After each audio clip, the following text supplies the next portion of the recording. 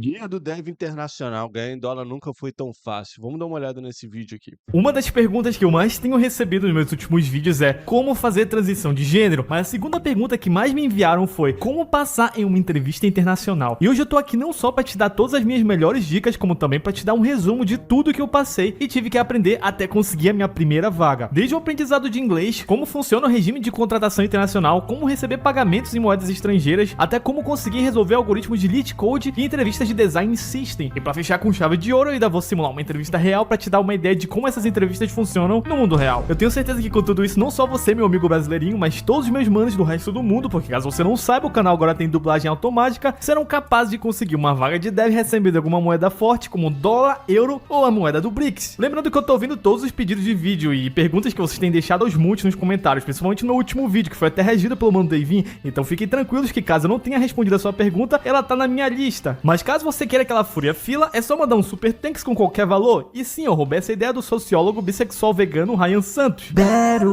o rato mercenário. Duas coisas, tá? Primeiro, cara, promessas fortes, tá?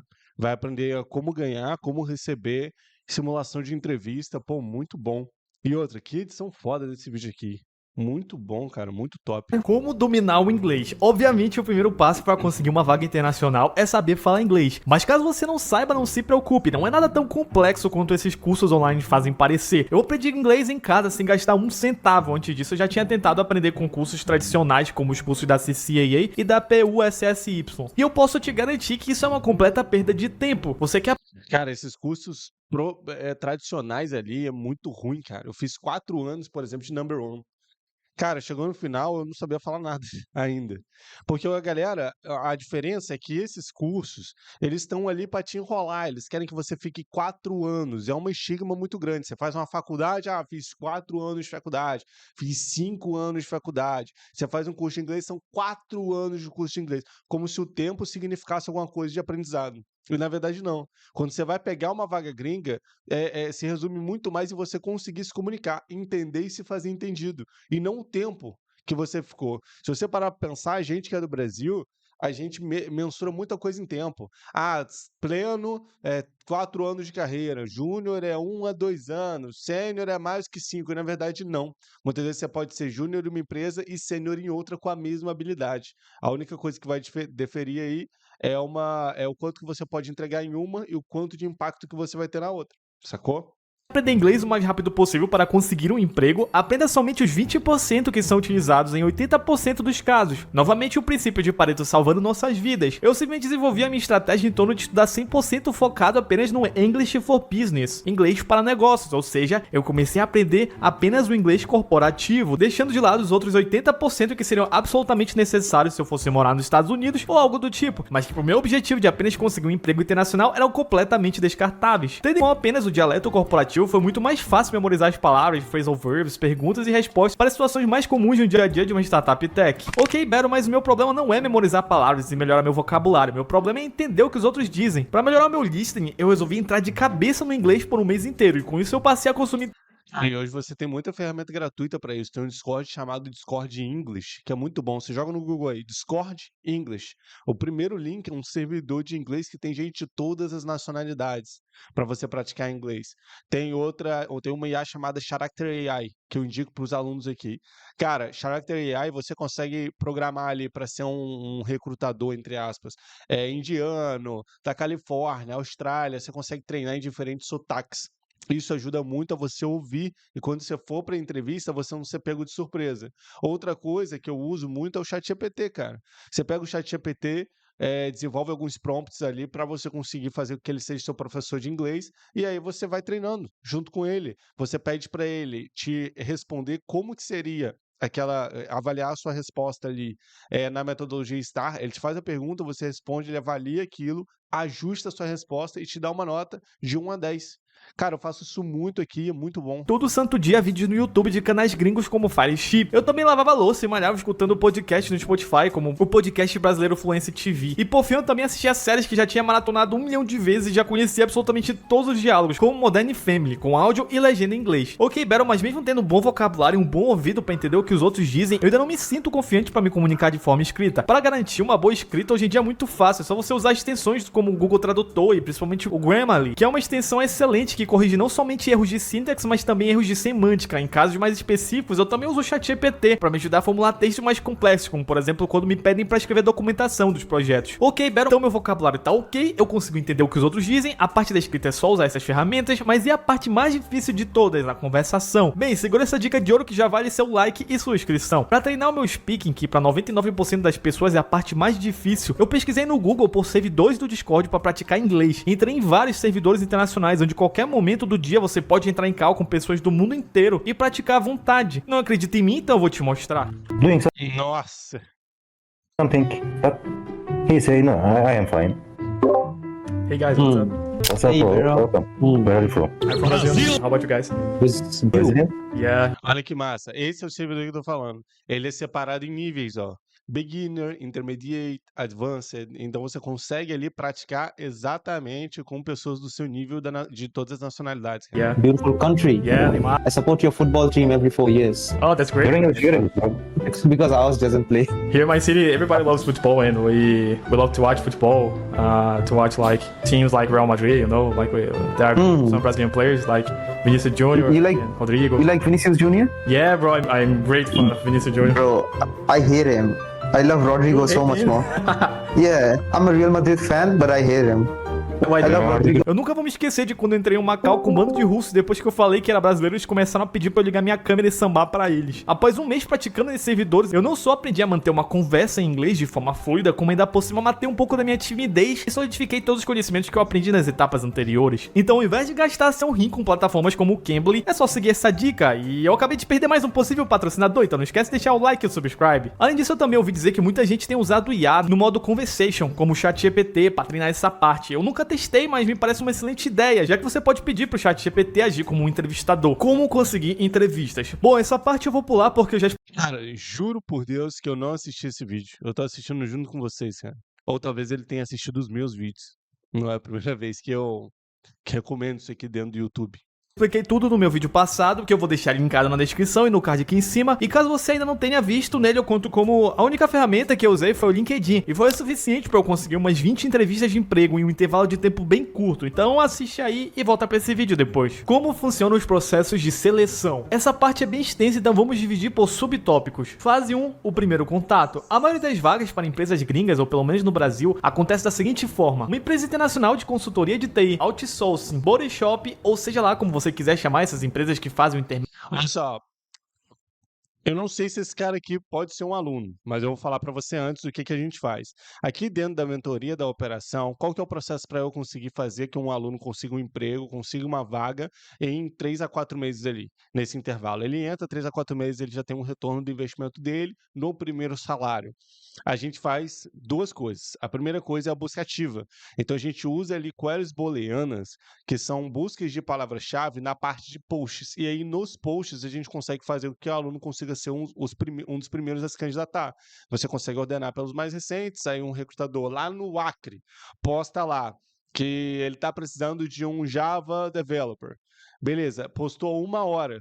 Cara, você em 1 hora é um dos primeiros a se candidatar. Aí a gente consegue mandar o currículo feito com a ATS e principalmente abordar o recrutador para a gente conseguir cavar aquela entrevista. Outra coisa é configurar o LinkedIn com as palavras-chave que estão sendo mais pedidas do mercado, usando o SEO do LinkedIn para que você receba passivamente, para que recrutadores consigam te achar e você consiga ali receber essas propostas passivas.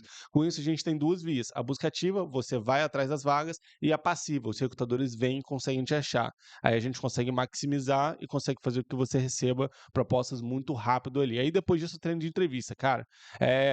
Chat GPT comendo solto, no modo de conversação, é você entender como que a cabeça dos RHs funcionam, fazer engenharia reversa da cabeça do RH, para você ver o que falar, como falar, perguntas a fazer para você conseguir clarear a entrevista. Então, cara, é simples, mas no final não é fácil. São várias etapas ali que você tem que treinar. Né, de contratação entre o dev brasileiro e as empresas estrangeiras, Se esse cara falar de busca booleana, questão do busca ativa, recebimento passivo, regra das 10 vagas e treino de entrevista, pode ter certeza que esse cara é um aluno da operação aqui, tá? vão entrar em contato com você através de um recrutador, que pode ser freelancer ou não. Esse recrutador vai te convidar para participar do processo seletivo. E caso você aceite, na maioria das vezes ele vai te chamar para uma entrevista inicial, onde ele vai testar suas habilidades comunicativas e vai fazer perguntas sobre sua carreira para certificar de que você tem pelo menos 3 anos de experiência e tem conhecimento sobre as tecnologias que eles buscam. Essa fase é a mais fácil de passar. Um pleno com boas experiências e um inglês compreensível consegue passar com tranquilidade. E como eu disse, o objetivo dessas empresas é encontrar programadores para intermediar a contratação com clientes internacionais. A maioria das empresas lá fora gostaria de economizar contratando programadores de países de terceiro mundo. Entretanto, essas empresas não têm interesse em buscar por esses programadores e, principalmente, elas não têm interesse de lidar com a burocracia de cada país. Empresas de consultoria lucram através desse intermédio, negociando seu salário com clientes internacionais e pegando uma parte para eles em troca de fazer todo o resto. Devido a isso, é bem comum que seu salário gire em torno de 4 a 6 mil dólares, que geralmente é metade do que um dev local recebe. Isso justamente para que eles possam ter lucro e ainda assim você seja uma opção mais rentável, o que pra gente tá mais do que de bom tamanho, já que isso representa o triplo do que um dev sênior ganha em média no Brasil. E bom, essa é a etapa mais fácil de todas. Apenas saber descrever sua carreira de forma básica e demonstrar proatividade e empolgação na sua fala deve ser o suficiente para você passar de forma bem tranquila. A segunda etapa geralmente é uma entrevista técnica com o engenheiro de software, que pode ser tanto da empresa intermediadora ou pode ser direto com o cliente final que você vai trabalhar, depende de empresa para empresa. O importante é que geralmente nessa fase você não somente vai ter que contar sobre sua carreira, como provavelmente você vai ter que passar por um ping-pong de perguntas e respostas para testar seu conhecimento de design system. Por exemplo, digamos que em um determinado momento você fale que trabalhou como dev back-end responsável pela construção de um chat em real time, e para isso você usou arquitetura serverless com DynamoDB. Nesse caso você tem que estar preparado para que o entrevistador te pergunte por que você escolheu essas tecnologias, de qual outra forma você acha que poderia ter atingido o mesmo resultado usando uma abordagem diferente e até mesmo mais eficiente, o que você acha que poderia ter sido feito para garantir que esse projeto fosse mais escalável e coisas desse tipo. Essa é a clássica entrevista que você bem provavelmente vai se autodefecar nas primeiras vezes até pegar as manhas de como ficar tranquilo e responder sem se embaralhar demais. Para que você fique mais confortável, eu sugiro que você busque estudar sobre os padrões de design system mais populares que geralmente caem nessas etapas. Existem centenas de vídeos no YouTube sobre o assunto, mas no meu caso, eu realmente procurava sempre trazer para minha zona de conforto e falar somente sobre as tecnologias e padrões que eu já tinha trabalhado no dia a dia. Nem sempre você vai ter uma resposta em mente, então nessas situações é bom ter um plano B. Então eu vou te dar um truque que sempre funcionou comigo, então preste bastante atenção. Basicamente eu acabei desenvolvendo ao longo de muitas e muitas entrevistas, depois que eu parei de ficar nervoso e comecei a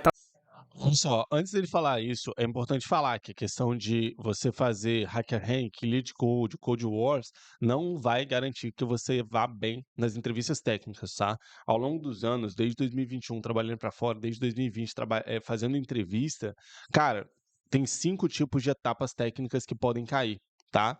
2 ao vivo, você pode ser pedido ali, ser solicitado para codar alguma coisa, codar uma feature ali ao vivo. O segundo é um code review ao vivo. O terceiro é o system design. O quarto é um desafio de HackerRank ou Lead Code, que ele pode te mandar para casa. E o quinto é um teste assessment que ele pode te mandar. Então, ele te manda um desafio ali, você tem que codar, fazer um projetinho, mandar no GitHub, ou zipar e mandar no e-mail. Esse é o mais tranquilo, que você tem de 7 a 10 dias para enviar. Mas, nesses 3, na verdade, né? O system design, os ao vivos ali, o bate-papo mais profundo ao vivo, cara, você consegue ter algumas técnicas para você conseguir passar melhor. Então, em todas as etapas, todos os recrutadores, os entrevistadores ali, eles vão querer saber um pouco da tua carreira. Então, toda etapa, praticamente, você vai ter o file sobre você. Ah, mas quero ver o que você... Quero saber um pouco mais de você, já falei sobre a empresa aqui, me fala um pouco mais da sua carreira.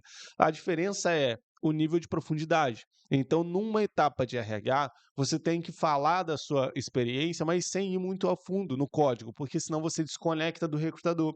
Ele não tem maturidade e informação suficiente, maturidade de código mesmo, ele não tem essa experiência suficiente para conseguir entender o que você está falando. É como se você estivesse falando com um estagiário de código. O cara começou a estudar semana passada. Pô, tu não vai tão a fundo, porque senão ele vai ficar perdido. Ele não vai conseguir absorver o que você está falando. Ele vai ficar olhando para você e ficar falando aham, aham, aham, e no final ele não vai entender nada. É a mesma coisa com o recrutador. Quando você vai na primeira etapa, você tem que falar, mas de maneira geral. Olha, esse sistema aqui, ele faz X, Y, Z. Cara, eu entrei aqui, pô, eu comecei a mexer no sistema por causa desse motivo. Lidei com essas tecnologias que tem tudo a ver com vocês. Depois de tanto tempo, a gente deu tal resultado. Depois eu fui para esse projeto que tem tudo a ver com a empresa de vocês também. Cara, eu entrei exatamente pelo motivo do porquê que vocês estão com essa vaga aberta. E aí eu lidei com X, Y, Z, A, B, C tecnologia que também tem a ver com o que vocês estão procurando aí. Cara, mexemos em tal coisa, em tal coisa, em tal coisa, depois a gente teve tal resultado. Então você vai citando tudo por alto. Quando você vai para um teste técnico, para um hiring manager, geralmente esses caras, eles já têm a mão na massa, eles já estão aprofundados, eles estão imersos no código. Então você pode ir muito mais a fundo. Falar de indexação, de Elasticsearch, falar de controlador, de arquitetura de código, de clean code, de solid. Então você consegue ir embaixo em muito mais conceitos que você não consegue ir no início, nas primeiras entrevistas. E é aí que muita gente perde. Quando você vai para a entrevista de RH e você quer falar tudo que você sabe, para mostrar que você tem muita habilidade, para mostrar que você tem muito conhecimento, aí você fala, cara, mandei bem. Mas você não mandou, você mandou bem se fosse você se entrevistando. Se a pessoa tivesse o mesmo nível de conhecimento que você. Agora, para o RH, ele fala assim, pô, fulano, o Pedro, falou tanto e eu não entendi nada. Pô, não tem como eu passar. Esse outro cliente aqui pareceu fazer muito mais sentido com a vaga. Eu consegui entender como que ele vai dar um match, eu consegui entender como que ele vai trazer resultado para a empresa. Então, nem sempre o mais experiente ganha a entrevista. Nem sempre o que tem mais experiência consegue passar. Se fosse isso, não tinham pessoas de 5, 10, 15 anos de mercado desempregadas por aí, sacou? Essa parada que eu estou te mostrando é o macete de se vender. E tem um truque muito importante também, que eu aplico com os alunos aqui da operação em testes técnicos, que é você perguntar o que que o recrutador espera ver ali naquela entrevista. Por quê? Porque tem recrutadores, tem engenheiros de software ali que vão te entrevistar e eles querem ver alguém mais técnico, alguém que realmente acerte as perguntas 100%, que saiba responder tudo.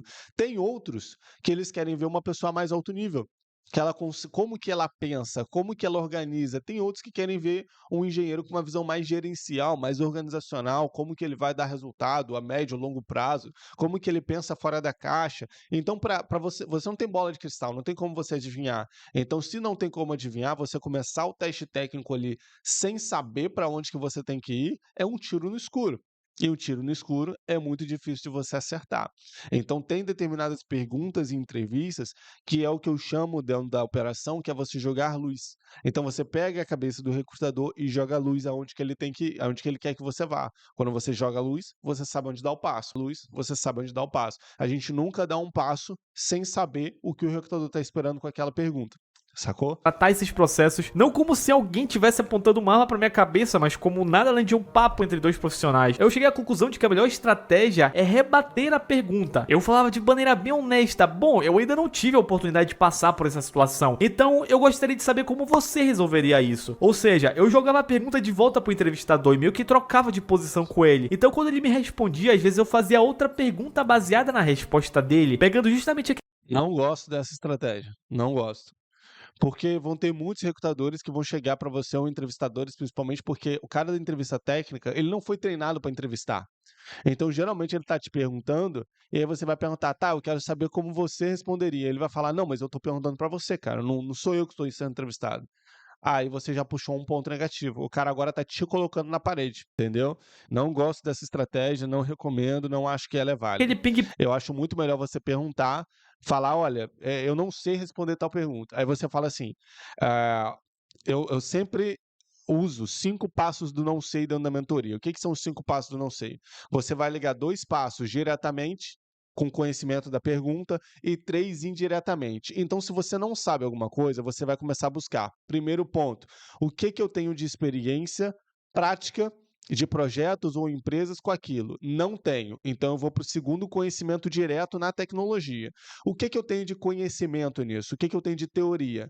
Se você tem teoria, você vai falar sua teoria. Olha, eu sei como funciona, eu sei que funciona XYZ, eu sei que é baseado nisso aqui, eu conseguiria agregar dessa forma, conseguiria fazer dessa forma, e aí você fala o teu conhecimento, sem prática. E aí depois, se você não tem nem prática e nem conhecimento teórico, você vai para 3 etapas indiretas. Então você vai falar o seu conhecimento indireto ou prática indireta. O que eu tenho de prática em coisas similares àquilo? Por exemplo, você foi para uma entrevista e o recrutador te perguntou: o que você tem de conhecimento em... Ah, você não sabe VUL. Você nunca teve experiência, não tem conhecimento, não sabe o que é VUL. O cara tá falando grego para você. Mas você tem conhecimento, tem prática em React, por exemplo. E você sabe que é muito parecido. Você sabe ali que é similar. Então você fala: olha, eu tenho muita experiência, infelizmente não tenho experiência em VUL, mas eu tenho muita experiência em React, que eu sei que é muito similar, então eu sei que funciona de tal forma. E aí eu sei que não teria problema nenhum conseguir pegar a documentação para estudar, porque os dois são muito parecidos, é só questão técnica ali. Mas você dá contexto, você mostra conhecimento. Se você não tem prática, nada similar, você fala teoria. O que você sabe? Se você não sabe a teoria de nada, o 5º passo é: infelizmente, eu não tive a oportunidade de trabalhar diretamente com isso, mas eu não teria problema nenhum em estudar e conseguir agregar na empresa e impactar no que vocês precisam aí nessa tecnologia. Vocês trabalham com VUL diretamente aí? Vocês trabalham com tal tecnologia diretamente aí? Então você dá um contexto que você não tem experiência direta, mas você consegue estudar o conhecimento técnico, entendeu? São 5 passos do não sei. Prática, teoria naquela stack, se não tem. Prática, teoria em tecnologias similares, se não tem. Não tive experiência, mas não tem problema eu pegar. Sacou? Pong que eles fazem com a gente e usando contra ele. No final isso sempre gerava uma troca de experiências interessante. No final das contas nunca ficava aquele clima bosta que fica quando eu simplesmente ficava enrolando pra dizer que no final das contas eu não fazia a mínima ideia. No pior dos casos você vai ter a resposta para essa pergunta que você não soube responder. E na próxima entrevista que você participar você já vai saber. Sem falar que isso também vai fazer você parecer um belo de um Sigma da Bahia. Sempre no controle da situação. Fase 3, o teste técnico.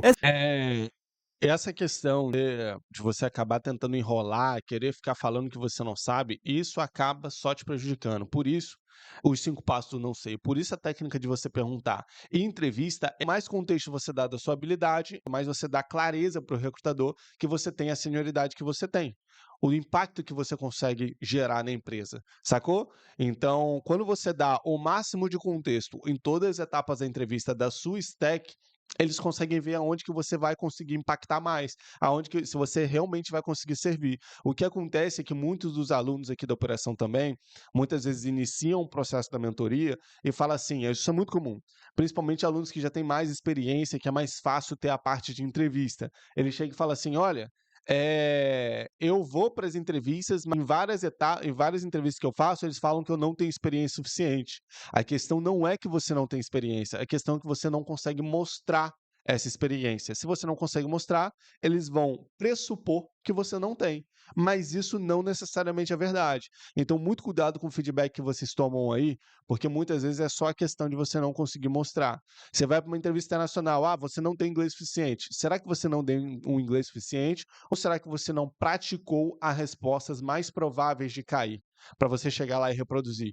Muitas vezes você consegue responder. A questão é que você não fez as técnicas de entrevista para clarear, para saber o que o recrutador queria saber, e caiu o que você não tem vocabulário. Caiu uma área de vocabulário que você não tem inglês suficiente naquela área que caiu.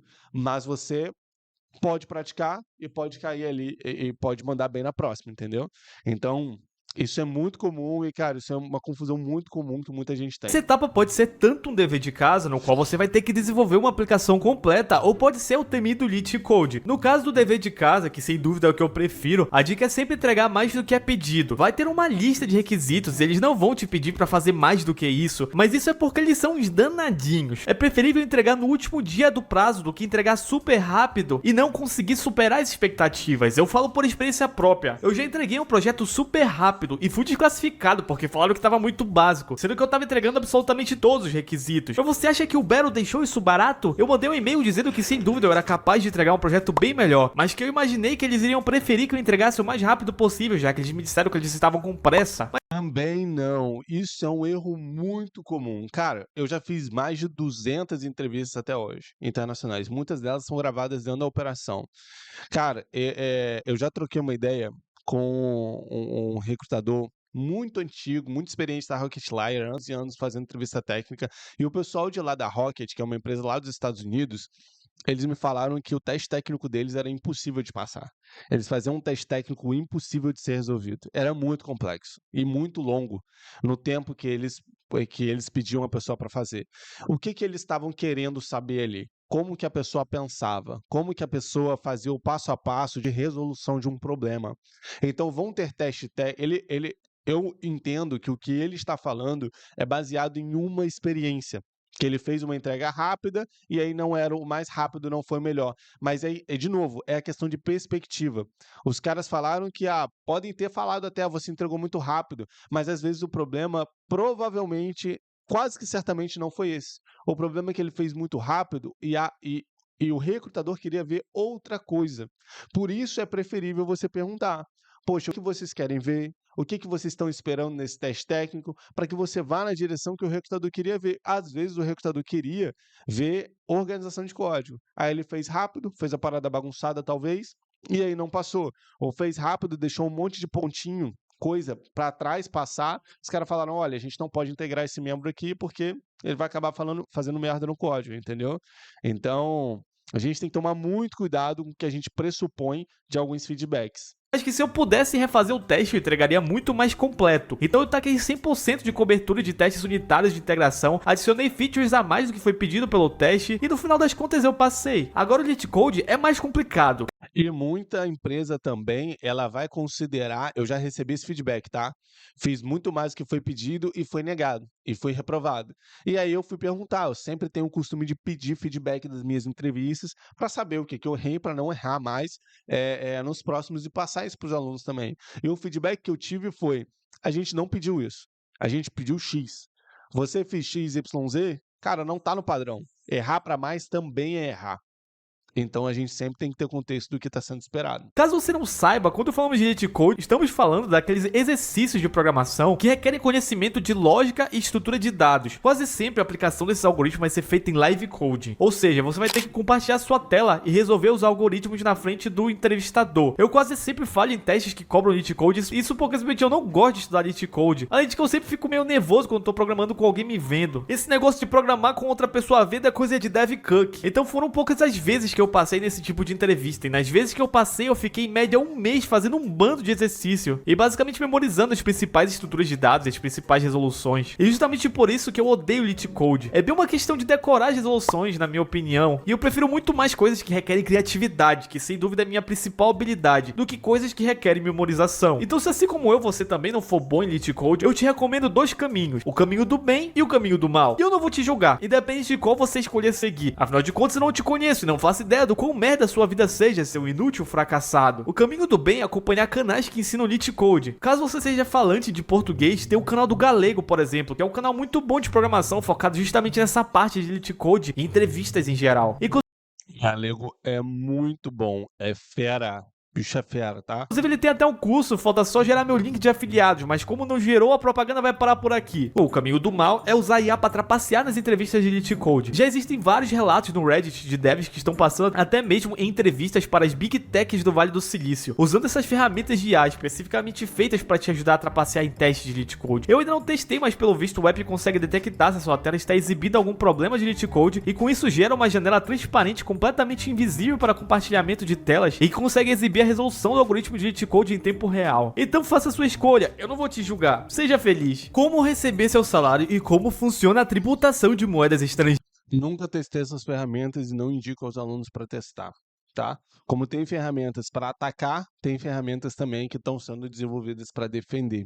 E o ruim é que quando você é pego numa mentira ou numa trapaça, você fecha não só as portas com aquela empresa para sempre, você não é mais chamado.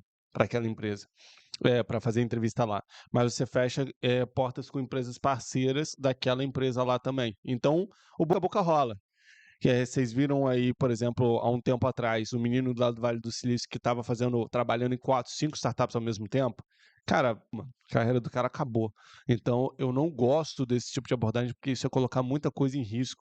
Às vezes você vai falando assim, é um teste, é só alguma coisa. Mas, cara, às vezes por uma decisão ruim, o boca a boca pode rolar e tu pode ficar um tempo aí sem trabalhar, até você recuperar a sua reputação, é difícil, cara.